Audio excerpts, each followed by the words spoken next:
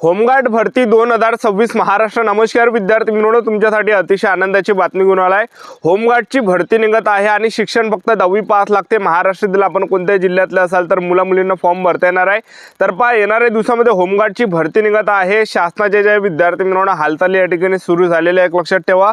तर कोणकोणत्या जिल्ह्यामध्ये होमगार्डची भरती निघणार आहे तर ते मी तुम्हाला सांगणार आहे। सातारा, नांदेड, रत्नागिरी, जळगाव, चंद्रपूर, यवतमाळ, सिंधुदुर्ग, धुळे, हिंगोली, अमरावती, बीड, धाराशिव, वाशिम, भंडारा, नंदुरबार, गडचिरोली, रायगड, लातूर, पुणे, सांगली, नाशिक, कोल्हापूर, वर्धा, छत्रपती संभाजी महाराज नगर, नागपूर, जालना, अकोला, अहिल्यानगर, बुलढाणा, बृहमुंबई, ठाणे, पालघर, त्याचबरोबर परभणी झालं, गोंदिया झालं आणि त्याचबरोबर सोलापूर झालं। तर ह्या सर्व जिल्ह्यामध्ये या ठिकाणी होमगार्डची भरती या ठिकाणी निघत आहे, लक्षात ठेवा। आणि होमगार्ड भरतीमध्ये जे विद्यार्थी मित्रांनो सिलेक्शन होण्याचे जास्त चान्स आहे। मी तुम्हाला असं कोण सांगू राहिलो, या भरतीमध्ये कोणत्याही पेपरनी ग्राउंडच्या बेसवर आपलं यामध्ये सिलेक्शन होणार आहे। आताच नुकता महाराष्ट्र पोलीस भरती झाली, तर त्यामध्ये भरपूर विद्यार्थ्यांचं जे विद्यार्थी मित्रांनो पेपर त्या ठिकाणी बसला नाही। भरपूर विद्यार्थी ग्राउंडमध्ये कटले, भरपूर विद्यार्थी ग्राउंड काढून सुद्धा त्या ठिकाणी चांगलं 45-45चा ग्राउंड काढून सुद्धा पेपर त्यांचा निघाला नाही। तर त्या ज्या विद्यार्थ्यांचं सिलेक्शन झालं नाही तर आपल्याला या ठिकाणी खचून द्यायचं नाही आहे। पुन्हा आपल्याला जे विद्यार्थी मित्रांनो तयारीत लागायचं आहे आणि होमगार्ड भरती तुमच्यासाठी चांगला सुवर्ण संधी तुमच्या हाती आहे। आणि त्याचबरोबर होमगार्डमध्ये जर आपलं सिलेक्शन झालं तर यामध्ये रोज सुद्धा 1200 रुपये प्लस आपल्याला रोज भेटते, वर्दी पण यामध्ये भेटते आणि होमगार्डमधून पोलीस भरतीमध्ये आरक्षण सुद्धा या ठिकाणी भेटते, लक्षात ठेवा।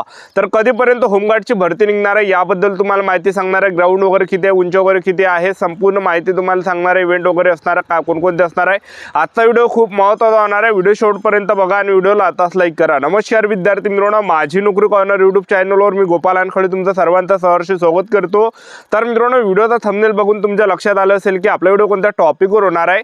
व्हिडिओ सुरू करण्याच्या आधी आपल्या यूट्यूब चॅनलला सबस्क्राइब करा, जेणेकरून प्रत्येक भरतीचे अपडेट तुमच्यापर्यंत सर्वात आधी पोहोचेल। जास्त करून होमगार्ड भरतीच्या रिलेटेड जास्त आपल्या चॅनलवर अपलोड करत असतो आणि 10वी 12वी पास भरतीच्या रिलेटेड जास्त आपल्या चॅनलवर अपलोड करत असतो। व्हिडिओ सुरू करण्याच्या अगोदर सर्वांना एक रिक्वेस्ट आहे, तुम्ही आपला व्हिडिओ कोणत्या जिल्ह्यातून पाहून राहिले नक्की कमेंट बॉक्समध्ये सांगा, जेणेकरून मला सुद्धा अंदाज लागणार आहे की आपला व्हिडिओ कोणकोणत्या जिल्ह्यापर्यंत पोहोचू राहिला। विद्यार्थी मित्रांनो होमगार्ड भरतीमध्ये जर आपण पाहिलं तर शैक्षणिक पात्रता जर पाहिलं यामध्ये शिक्षण फक्त 10वी पास पाहिजे। महिला उमेदवार आणि पुरुष उमेदवार फॉर्म भरू शकता। वयोमर्यादा जर आपण विचार केला तर 20 ते 50 वर्षापर्यंत आपल्याला होमगार्ड भरतीमध्ये फॉर्म भरता येते, लक्षात ठेवा। तर 20 ते 50 वर्षापर्यंत वयोमर्यादा आहे।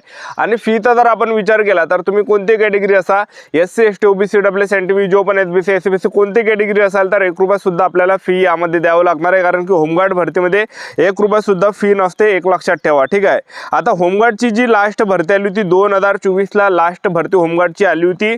आणि त्याचबरोबर जे विद्यार्थी मित्रांनो आता नवीन होमगार्डची भरती कधी निघणार आहे तर ते मी तुम्हाला अगोदर सांगण्याच्या अगोदर मी तुम्हाला काय यामध्ये ग्राउंड किती आहे हे तुम्हाला सांगून देतो, जेणेकरून तुम्हाला एक अंदाज या ठिकाणी लागणार आहे। तर होमगार्ड भरतीमध्ये कोणत्याही पेपरनी तर ग्राउंडच्या बेसवर आपलं सिलेक्शन होणार आहे। तर होमगार्ड भरतीमध्ये जी उंची लागणार आहे, पुरुष उमेदवारांसाठी उंची 162 सेंटीमीटर आणि महिला उमेदवारांसाठी उंची 150 सेंटीमीटर आणि छाती 76 सेंटीमीटर फुगून 5 सेंटीमीटर भरली पाहिजे। एवढी उंची छाती सर्वांसाठी SC ST OBC EWS NTV जो पण SBC कोणती कॅटेगरी असाल तर एवढी उंची आहे। तर यामध्ये जे ग्राउंड असणार आहे तर 1600 मीटर रनिंग यामध्ये ग्राउंड मुलांसाठी आहे आणि त्याचबरोबर महिला उमेदवारांसाठी 800 मीटर रनिंग आहे। तर 1600 मीटर रनिंग 20 मार्कासाठी, गोळाफेक आहे 10 मार्कासाठी, अशा प्रकारे 30 मार्काचा ग्राउंड मुलांचा होणार आहे। आणि महिला उमेदवारांसाठी यामध्ये 800 मीटर रनिंग आहे, 25 मार्कासाठी 800 मीटर रनिंग आहे आणि गोळाफेक आहे 10 मार्कासाठी, अशा प्रकारे महिला उमेदवारांचा 35 मार्काचा ग्राउंड असणार आहे।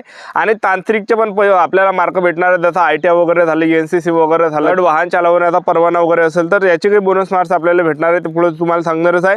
तर यामध्ये 1600 मीटर रनिंग कशा प्रकारे तर 1600 मीटर रनिंग पुरुष उमेदवारांना आहे।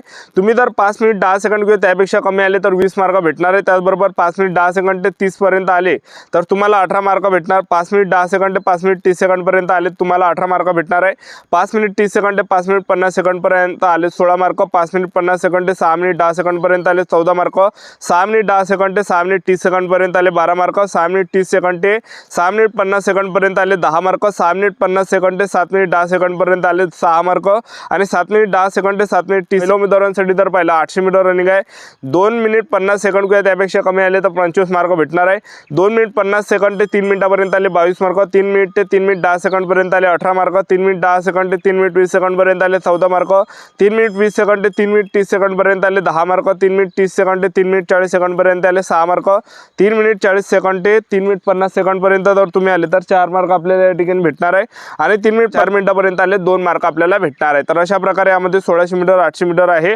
आणि गोळाफेकचा जर पाहिला 8.50 मीटर मीटर किंवा त्यापेक्षा जर जास्त फेकला तर आपल्याला 10 मार्क भेटणार आहे. पैकीच्या पैकी जसा कमी फेकसान तसे कमी मार्क्स भेटणार आहे. महिला उमेदवारांसाठी जर पाहिलं 6 मीटरपेक्षा जर गोळा फेकला महिला उमेदवारांनी तर आपल्याला 10 मार्क भेटणार आहे. ठीक आहे, तर एवढं काही आहे. आणि जसा कमी तुमचा गोळादान आहे तसे कमी मार्क्स आपल्याला भेटणार आहेत. आणि त्याचबरोबर आपण यामध्ये जर पाहिलं तुमचा जर खेळामध्ये जर तुम्ही प्रवीणता असाल म्हणजे खेळाडू जर असाल जिल्हास्तरीय क्रीडा स्पर्धामध्ये तुम्ही प्रावीण्य प्राप्त असाल तर बोनस मार्क्स भेटणार आहे.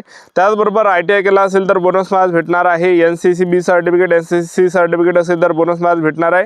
जड वाहन चालवण्याचा परवाना असेल तर बोनस मार्क्स. नागरी संरक्षण सेवेत परंतु स्थानिक ठिकाणी प्रशिक्षण पूर्ण केलेले प्रमाणपत्र धारक असाल तरी सुद्धा बोनस मार्क्स आपल्याला भेटणार आहे. ठीक आहे, हे तांत्रिकचे प्रश्न आहे.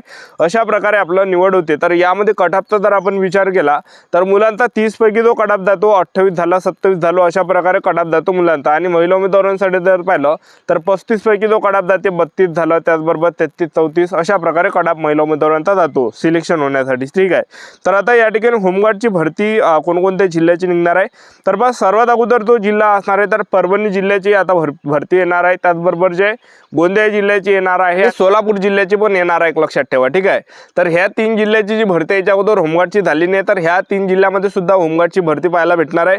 आणि त्याचबरोबर सातारा, नांदेड, रत्नागिरी, जळगाव, चंद्रपूर, यवतमाळ, सिंधुदुर्ग, धुळे, हिंगोली, अमरावती, बीड, धाराशिव, वाशिम, भंडारा, नंदुरबार, गडचिरोली, रायगड, लातूर, पुणे, सांगली, नाशिक, कोल्हापूर, वर्धा, छत्रपती संभाजी महाराज नगर, नागपूर, जालना, अकोला, अहिल्यानगर, बुलढाणा, बृहमुंबई, ठाणे, पालघर या सर्व जिल्ह्यांची जे होमगार्डची भरती निघणार आहे एक लक्षात ठेवा. ठीक आहे, तर सध्याच्या कंडिशनला आपण जर पाहिलं तर शासनाच्या या ठिकाणी होमगार्ड भरतीच्या या ठिकाणी हालचाली या ठिकाणी सुरू आहे एक लक्षात ठेवा.